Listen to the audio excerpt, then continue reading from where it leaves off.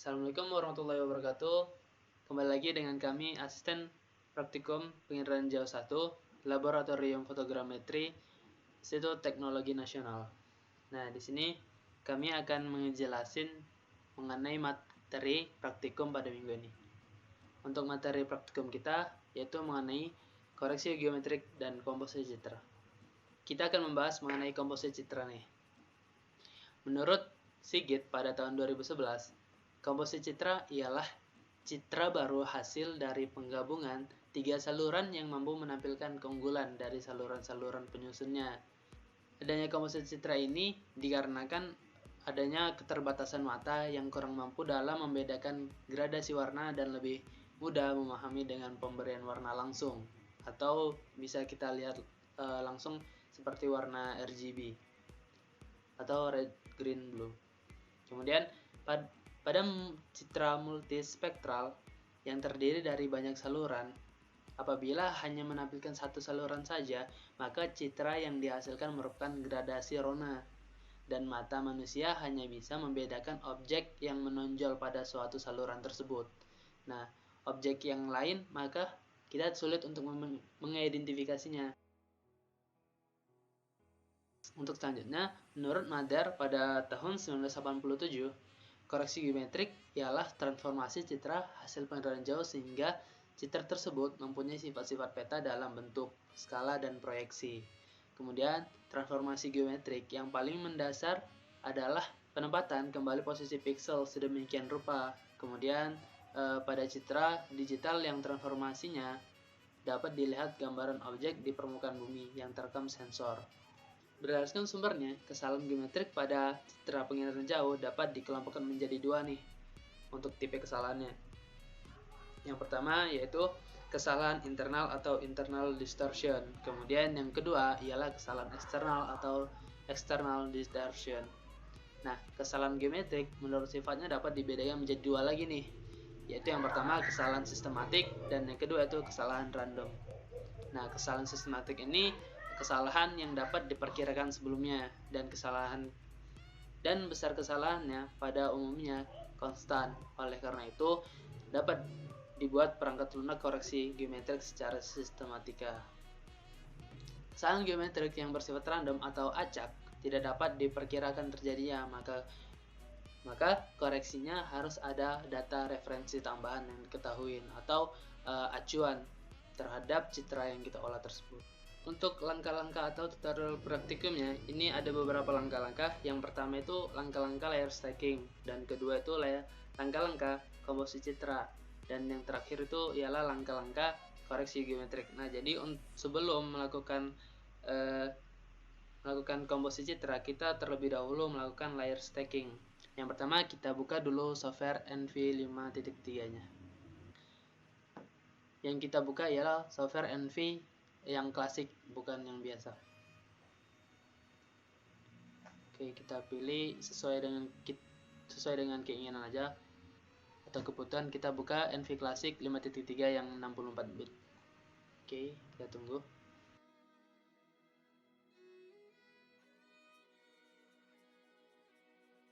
Nah, untuk tampilan awal NV Classic seperti ini ya, cuman ada tools-tools yang ada di atasnya aja. Nah, setelah itu kita lakukan input data citranya dengan cara klik file, kemudian open image file,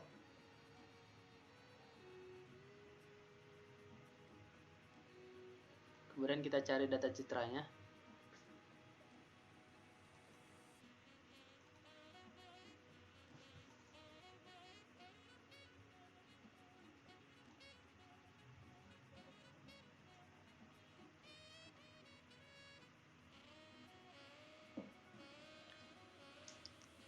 Kita hanya menggunakan citra-citra ini aja ya, yang ada sampai band 11, dan band yang BKA ini juga dimasukkan ya. Oke, kemudian kita langsung klik open.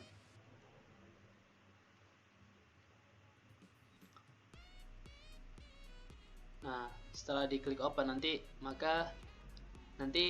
citranya bakal tampil di sini. nggak tampil, cuman dalam bentuk filenya aja. Nah, kemudian kita lakukan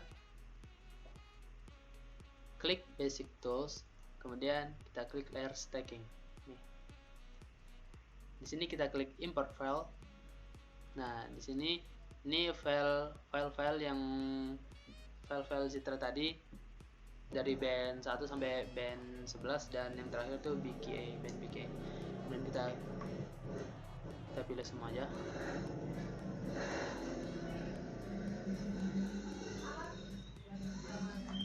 Kemudian jika sudah, kita klik OK. Nah, di sini bakalan tampil band-bandnya. Nah, untuk di sini kan band-bandnya nggak berurutan nih. Untuk cara mengurutkannya, kita klik record files. Nah, di sini kita lihat band. Nah, untuk cara mengurutkannya itu, yang pertama itu band 1, band 2, band 3, band 4 sampai band 11 dan yang terakhir itu band BKA. Nah, untuk cara mengurutnya, kita klik aja di filenya, kemudian kita geser ke atas. Kita drag ke atas. Kemudian kita urutkan yang kedua dan yang ketiga, keempat, kelima, 6, 7, 8, 11 dan yang terakhir itu BKA. Nah, jika sudah ini kita pastikan dulu band-band yang ini 1, 2, 3, 4, 5, 6, 7, 8, 9, 10, 11 dan terakhir BKA. Jika sudah, kita klik OK. Nah, di sini kita atur nih untuk sistem referensinya itu berupa kita menggunakan UTM.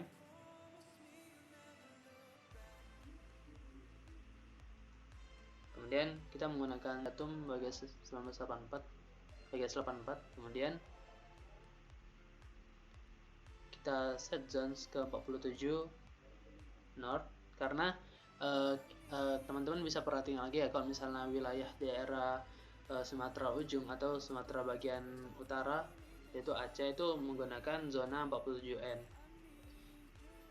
Atau bisa teman-teman cek lagi di internet mengenai pembagian zona-zona pada wilayah Indonesia. Nah, kemudian kita pilih penyimpanan dan buat ininya, penamaannya.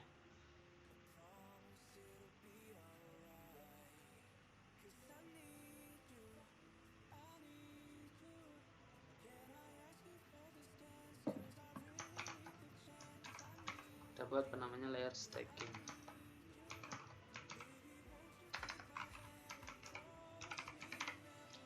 Jika sudah, kita open. Dan setelah itu kita klik OK. Baik, tunggu prosesnya, nggak akan lama, sampai 12 tahapan.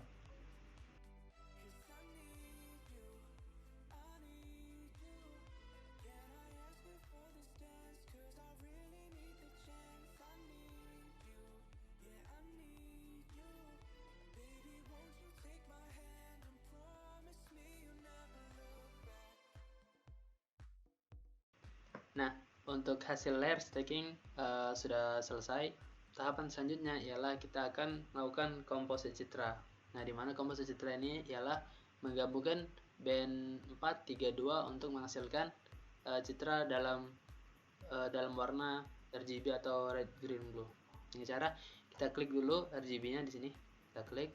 Nah, di sini kan ada tahapan ya, RGB. Nah, R-nya itu kita masukkan band 4. Kemudian yang G-nya itu kita masukkan band 3, dan yang blue-nya itu atau B-nya kita masukkan band 2. Kemudian kita load RGB.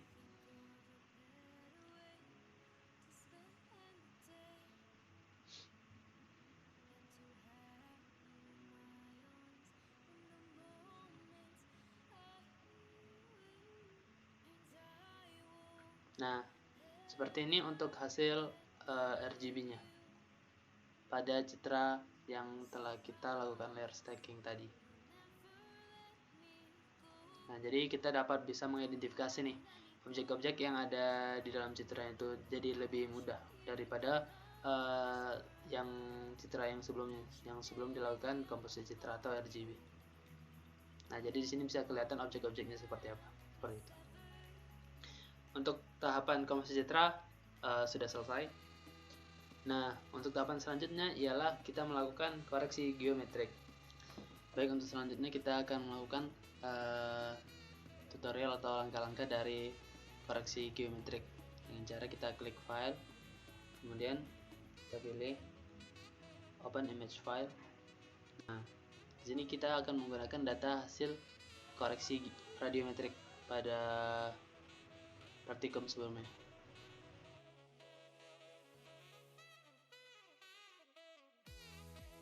Kemudian kita masukkan aja datanya.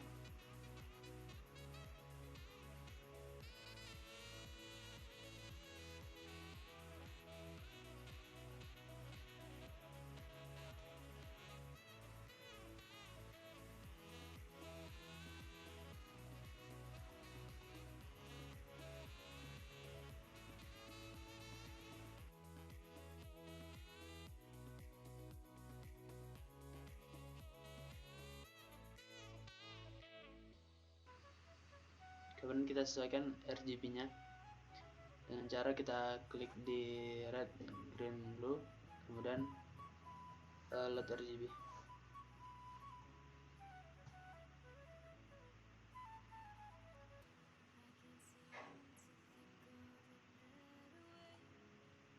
Nah, jika sudah muncul, selanjutnya kita masukkan file SHP-nya yang sudah ditentukan sesuai dengan wilayahnya dengan cara kita klik file, kemudian open vector file. Kita ubah di sini jenis filenya SHP. Nah, jadi muncul nanti.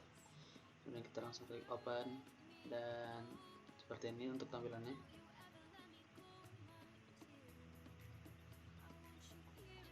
Nah, di sini kita tentuin penyimpanannya. Kita letakkan di folder yang sudah kita tentuin. Kemudian kita klik open. Kemudian kita atur sistem referensinya. Kita mulai UTM, datumnya GS84. Kemudian zonanya 47N ya untuk wilayah Sumatera bagian ujung atau Sumatera Utara atau Aceh dan sebagainya, atau bagian wilayah yang atas itu kamu menggunakan zona 47N. Jadi atau jika teman-teman masih merasa bingung dan sebagainya, teman-teman bisa langsung cek aja di internet mengenai pembagian zona di wilayah Indonesia. Kemudian kita klik OK. Selanjutnya kita klik pada file SHP-nya, kemudian kita load selected. Di sini kita pilih display 1, kita klik OK. Nah, di sini akan muncul pada display 1, di sini akan muncul wilayah sesuai dengan batas SHP yang sudah kita masukkan. Kemudian kita klik lagi, kita klik lagi di available vectors, kemudian kita load selected, kemudian kita new vector window. Nah, di sini akan terlihat untuk ininya wilayah Kabupaten Garut tersebut. Kemudian pada window pertama kita klik kanan, kemudian kita klik geographic link. Nah, di sini kita on kan, jadi kita klik ini, oke on, jadi kita klik OK. Baik, untuk selanjutnya kita klik map, kemudian kita klik registration, kemudian kita klik select GCP image to map. Soalnya mengapa kita klik image to map, karena kita itu dari bentuk citra yaitu berupa image ke dalam bentuk peta yaitu map. Kita klik. Nah, ini kita sesuaikan sistem referensinya itu menggunakan UTM, datumnya sebagai 1984, zonanya 47N. Jika sudah, kita klik OK. Nah, di sini akan muncul ground control point selection. Nah, untuk selanjutnya kita akan menyalakan toggle. Toggle itu untuk mempermudah dalam penentuan GCP-nya dengan cara pada window pada vector window kita klik kanan, kemudian toggle cursor on, klik. Nah, seperti ini. Kemudian kita akan menentukan GCP-nya dengan cara kita klik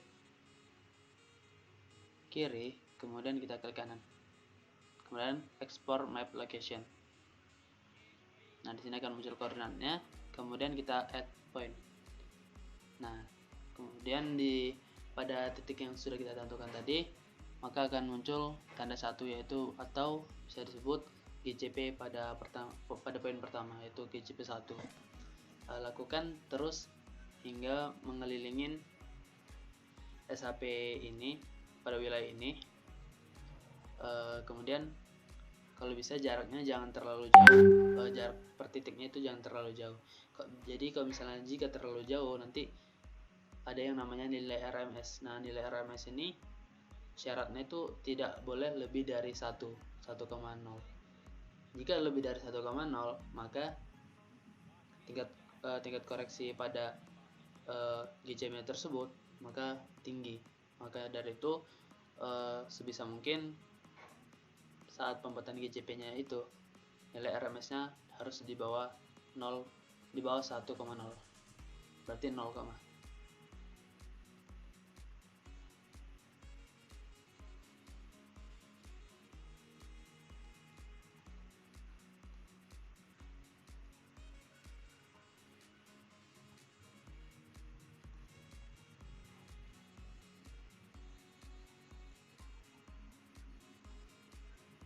Nah, di sini. Jadi pada jendela ground control point selection di bagian bawah itu ada, teman-teman bisa lihat RMS errornya. Nah, di sini. Jika RMS errornya itu di atas 1,0, itu maka titiknya bisa diulangin atau di delete pada titik yang sudah dibuat. Kemudian kalau pada satu sisi, bagian sisi SHP ini sudah mentok, atau jika diteruskan itu maka RMS-nya tetap tinggi, maka teman-teman bisa langsung pindah ke bagian sisi yang lainnya. Seperti ini.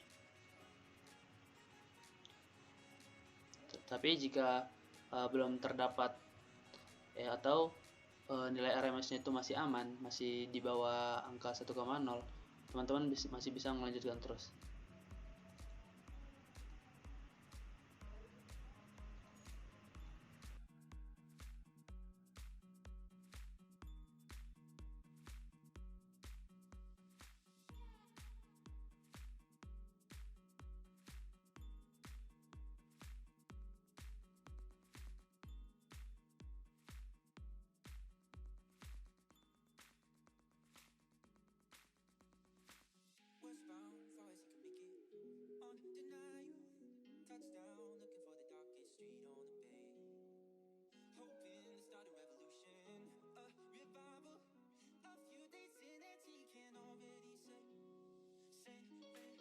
Nah, jika teman-teman ingin menggeser si petanya ini atau si SHP-nya ini, teman-teman tidak bisa menggesernya dengan klik seperti ini, atau kita klik pada kursornya ini. Tidak bisa. Di sini dia itu bakal ngezoom. Jadi untuk kembaliin itu bisa ke previous range 1 atau seperti itu. Jadi kalau misalnya teman-teman menggeser, tinggal klik aja pada pinggiran ini, kita klik. Nah, itu nanti bakal tergeser sendiri seperti itu, teman-teman.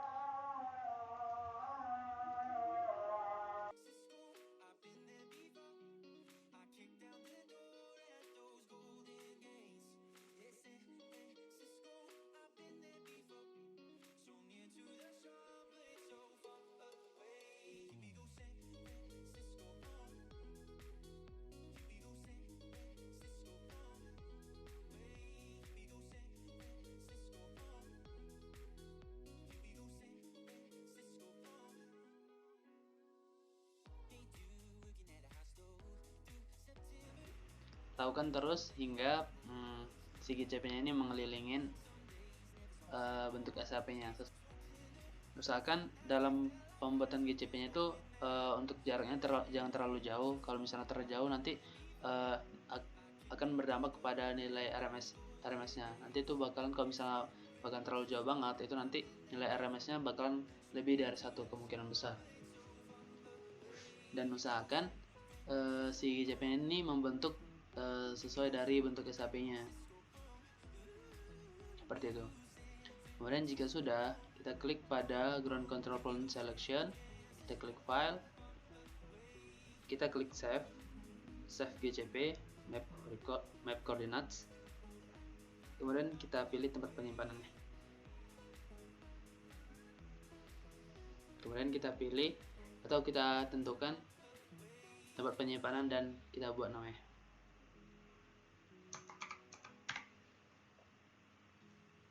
Open, kita klik OK.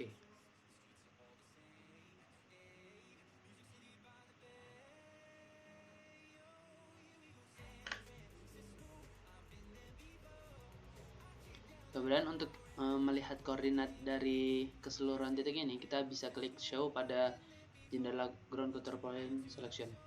Nah, seperti ini.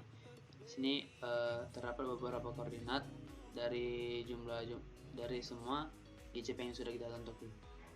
Kemudian kita save koordinat ini dengan cara kita klik file, kemudian save table to, dan kita pilih tempat penyimpanannya.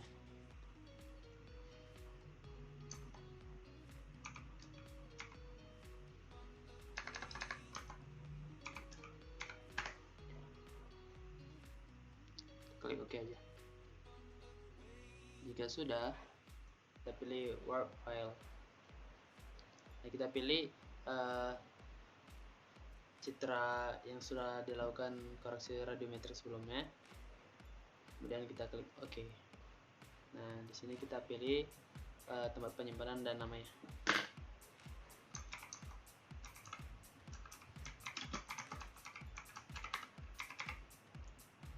Kita klik open, kemudian kita klik OK. Kita tunggu untuk pemrosesan.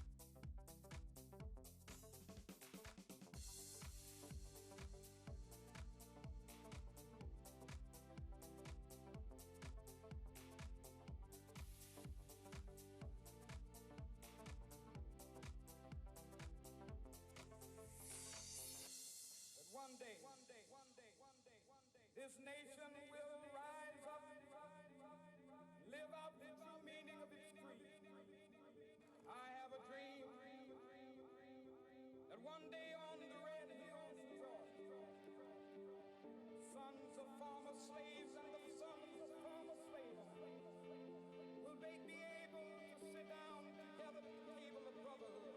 I have a dream. One day.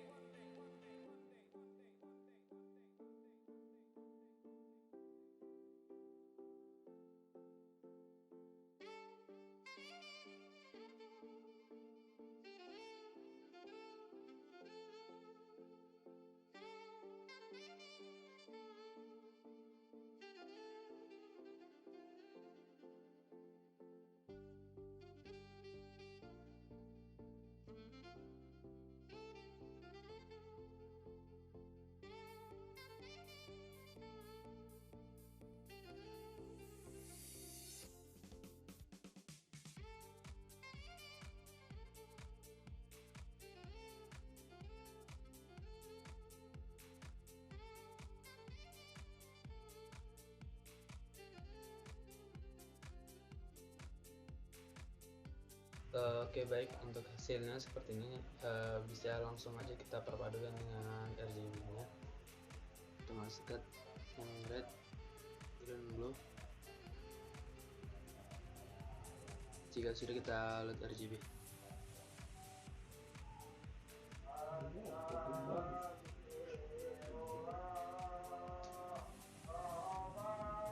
Nah, seperti ini hasilnya. Saat teman-teman geser aja.